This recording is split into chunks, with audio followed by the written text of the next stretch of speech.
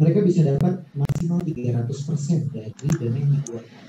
Jadi misalnya penelitian Bapak Ibu ini butuh tahun pertama, misalnya tahun 2021, besok ini butuh 100 juta. 2020 butuhnya 100 juta lagi, ya, untuk pendaftaran paten dan lain sebagainya 50 juta, berarti 250 juta gitu ya.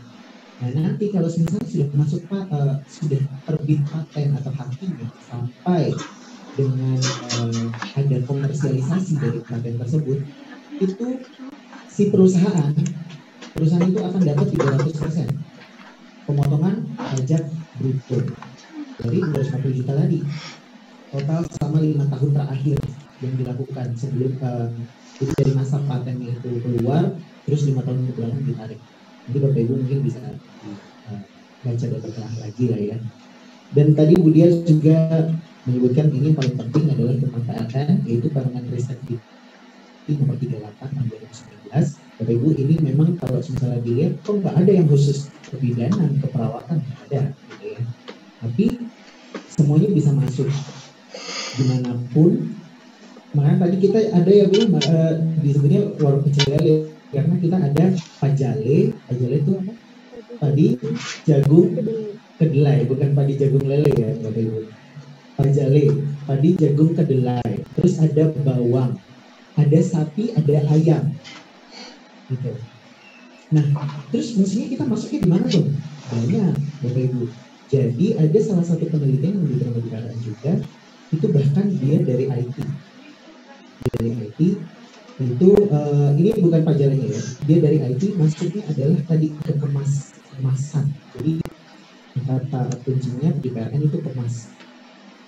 Dia membuat sebuah kemasan di mana saat ini baru di gudeg ya, sama empal gentong ya, mungkin empal gentong. Nah, rendang itu kan makanan paling enak di dunia. Pak Ibu ada di dunia kesehatan, gitu menurut saya. Nah, tadi Bu Dia juga sudah menyebutkan gitu.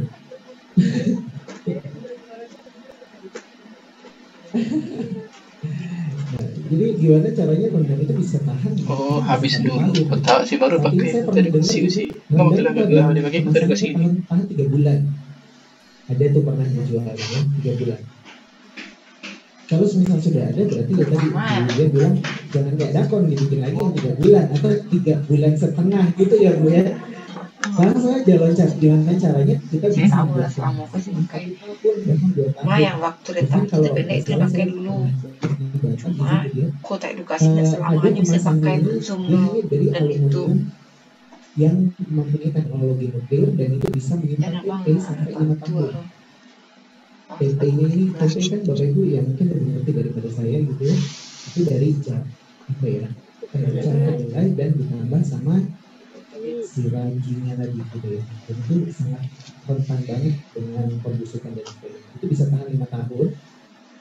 Saya belum pernah melihat langsung aslinya, tapi kepala penelitian kepala inovasi batangnya itu sendiri bilang, ini setelah 5 tahun saya makan Mas. Oke, dan saya masih hidup sampai sekarang. Saya mau tanya lagi, Bapak makannya sedikit apa banyak? Gitu ya, kita nggak tahu. Tapi itulah, dia bilang rasanya masih oke, tidak ada kuman, tidak ada bakteri setelah pemeriksaan. Jadi Bapak Ibu, mungkin kelihatannya sekarang emang COVID dulu gitu kan, vaksin gitu ya, tapi sebenarnya bisa luas. Bahkan orang-orang IT sekarang itu masuk ke dunia kesehatan. Kayak yang tadi Bu Dia ceritakan, ada Dinos ini UGM bekerjasama dengan salah satu perusahaan Indonesia juga, saya lupa. Hikari, PT Hikari. Mungkin Bapak Ibu pernah dengar Dinos ini adalah dia hanya melihat dari hembusan nafas masuk ke sebuah alat ini udah pakai artificial intelligence, membaca dan dia langsung bisa menentukan 1, 0 atau Z, X, Y, Z gitu. Kalau 1 itu positif, 0 itu negatif, Z itu berarti unvalid gitu ya. Dia bisa langsung, dan validasinya sampai saat ini dia bilang sudah 90%. Seperti itu. Tapi sayangnya masih penelitian ya dia. Gunadarma. Ini udah berapa lagi ya, Bu?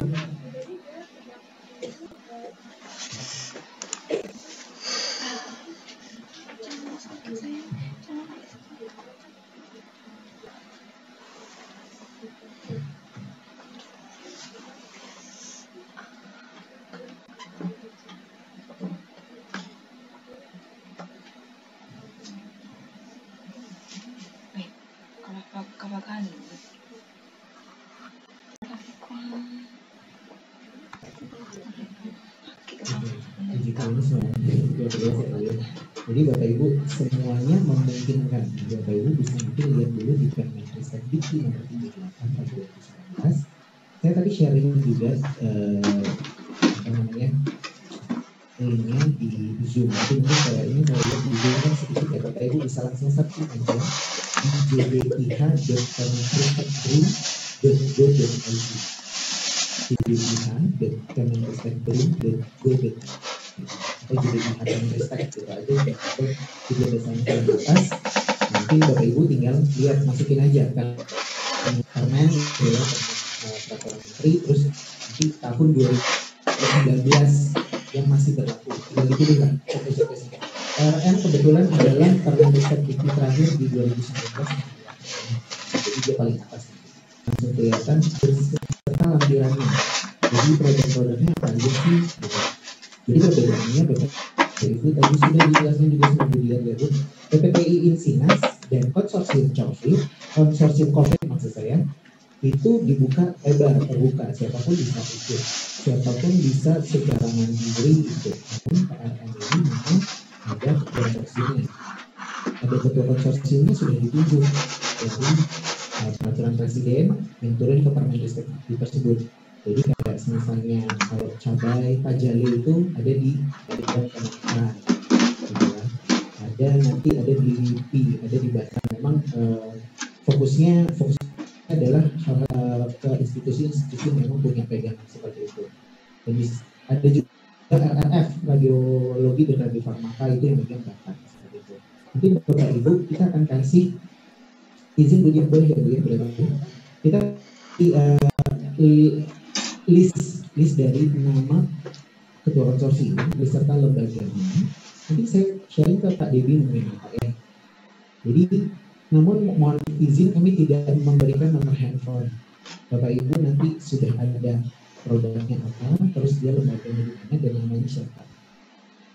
Tenang aja Bapak Ibu, nama-nama yang ada di situ itu di Google itu banyak banget orang-orang seperti itu, dan itu langsung ditunjuk sama Presiden dan Menteri 2019 seperti itu. Jadi nanti tinggal di search aja, oh kira-kira aku bisa masuk nih di sini, saya bisa masuk nih di sini dengan saya gitu. Jadi silakan Bapak Ibu langsung kontak ketua konsorsiumnya, Pak saya punya penelitian seperti ini, karena saat ini PLN memang sudah masuk ke tahap 3 tahun 2020. Nanti 2021 tentunya akan dibuka lagi. Kalau tadi Bu Dian bilang masih bisa goyang ya Bu Dian. Masih bisa dirubah-rubah. Jadi kedepannya itu masih belum terpaku pada hal yang itu aja. Jadi bisa lebih lebar lagi, bisa mempersempit. Oke. Dan terkait konsorsium COVID yang terakhir tadi Bu Dian jadi ada penelitian ini, ada preventif, screening dan diagnosis, terapi dan medicine, supporting equipment, sosial dan humaniora. Nah, jadi Bapak Ibu kalau misalnya merasa saya gimana di perawatan ya apa ya? Pencegahan banyak sebenarnya, banyak banget. Jadi izin Bapak Ibu ini di depan kami ini dosen-dosen semua atau peneliti semua? Ya, dosen harus membeli dasar gawe. Kira-kira ya.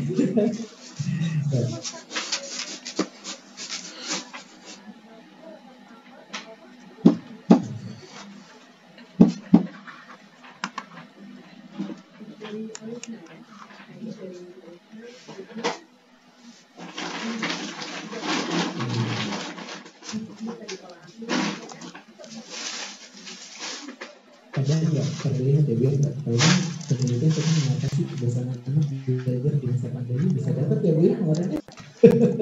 seperti itu. Kadang memang ya kami akui memang informasi saat ini tidak didapatkan merata. Namun inilah fungsinya Budia dan tim kami di sini untuk memberikan informasi termasuk silaturahmi masyarakat ini. Baik. Mungkin Bapak Ibu kita lanjut ke sesi tanya jawab. Untuk Bapak Ibu yang ada di Zoom bisa langsung nanti diketikkan saja di chatnya kalau mau bertanya, nanti saya bacakan. Dari sini Bapak Ibu ada yang mau bertanya silahkan. Nanti nama dan institusi dari mana. Sekarang boleh ya. Silakan Bu. Silakan Bapak Ibu. Ibu. Oke, silakan.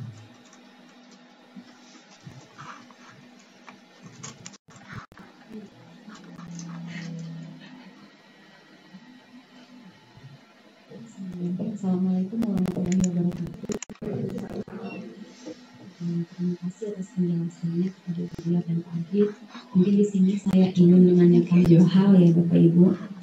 Yang pertama, apakah boleh kita mengajukan penelitian yang sifatnya hanya sederhana pada konsorsium COVID ini misalnya? Indahnya nak ulahnya, abangnya harus nasabahnya resume. Sih kan aku mesti tunggu dulu. Situ loh, panjang C. Jadi kalau saya ingin mengkaji misalnya bagaimana protokol kesehatan yang diterapkan di pusat grosir Aur Kuning ini, apakah itu boleh? Saya hanya mengkaji penerapan protokol kesehatannya saja. Itu yang pertama, bukan penelitiannya hanya sederhana, mengkaji penerapan protokol COVID saja. Dan yang kedua terkait konsorsium COVID, ini kan tadi ada pembagiannya ada untuk preventif atau screening. Nah, kami itu sudah dengan tim itu sudah merancang yang adalah kita ingin membuat sebuah aplikasi yang bisa digunakan sebagai screening bagi seseorang. Nah, penelitian lain juga sudah pernah mengkaji itu, cuman nanti kita ingin memasukkan misalnya dengan misalnya dia dari Kota Padang pergi ke Bukit Tinggi, nanti dia tahu di Bukit Tinggi itu masih zona mana gitu. Sekitarnya itu siapa, apakah banyak yang telah menderita COVID atau bagaimana gitu. Jadi mereka bisa melakukan upaya preventif untuk dirinya agar tidak tertular. Nah, pertanyaannya tadi, apakah boleh penelitian yang kita lakukan sudah pernah juga dilakukan sebelumnya, cuma kita menambahkan yang lainnya dalam penelitian itu. Mungkin dua pertanyaan itu, Bu. Makasih. Ini jawabnya mau cek bang. Oh ya Pak, berarti enggak. Jadi jalik. Ini A B C D. Ini ada C itu. Iyo oke sih. Ini kan sama ini yang jalihan nyo. Harus menghasilkan intensi dan inovasi terkait dengan. Jadi misalnya oke itu ibu ada, ya jangan yang begitu banget sih. Maksudnya apa ya, misalnya kan ibu mau tentang deteksi atau pencegahan seperti mana jalan. Pencegahan di seperti pasar Tanah Abangnya gitu ya. Nah itu tapi kalau bisa agak dikembangkan dikit lagi dong gitu. Jadi supaya mencegah itu, jadi kalau bisa ini kan bersifat nasional nih, ya kan. Cuman ini studinya di sini. Gitu. Kalau saya sih harusnya agak dikembangkan dikit lah gitu. Jadi untuk mencapai pencegahan ini aja upaya-upaya yang dilakukan gitu. Yang mana penelitian ibu ini walaupun sederhana tapi bisa diterapkan di tempat lain gitu. Kalau terlalu sederhana banget ya nanti ini kan cukup itu bisa ibu minta dari BOPTN aja. BOPTN itu nggak bisa dari swasta ya. Iya, perguruan tinggi negeri ya. Ada ini pengabdian masyarakat. Pengabdian masyarakat tuh bisa minta itu di tempatnya Pak Oki dari RPM. Tapi oke, saya sekarang terkait COVID lagi, balik lagi. Saran saya kalau memang mau diajukan, agak yang bisa dikembangkan ke tempat lain lah. Jadi masukin aja, nanti saya kasih contoh proposalnya apa aja, nanti di situ karena nanti mau nggak mau ibu nggak bisa cuma terkait di satu titik itu, karena harus mengembangkan. Gitu. Terus yang kedua, oh iya, aplikasi boleh Bu, kalau aplikasi ini sudah ada, tadi mau mengembangkan, ya Ibu nanti bikin penelitiannya pengembangan aplikasi ini. Ini Pak. Ya, tapi sekali lagi kalau bisa jangan cuma buat daerah sini, uji cobanya di sini, tapi bisa digunakan untuk seluruh Indonesia. Kayak Ginos ini kan uji cobanya di Semarang, di Jogja, di beberapa kota itu ya kecil gitu. Tapi nanti dia bisa berguna untuk seluruh Indonesia. Gitu. Mungkin Ibu misalnya lebih fokus misalnya untuk di daerah yang berudara seberapa. Itu kan belum ada, sama ini cuma aplikasi screening untuk yang COVID aja. Tapi mungkin karena di sini tuh harus punya kekhasan adalah daerah sini kan daerah yang sejuk, yang segini, dingin, segini. Jadi bagaimana kalau prinsipnya uji cobanya di sini, tapi bisa untuk seluruh Indonesia. Nah ini seperti ini, menghasilkan invensi dan inovasi terkait produknya itu. Gitu. Kemudian melakukan diseminasi hasil penelitian. Jadi ini maksudnya diseminasi, ini bisa dikembangkan juga untuk tempat lain. Dan mendorong sinergisme kolaborasi antara pemerintah, lembaga, dan kementerian.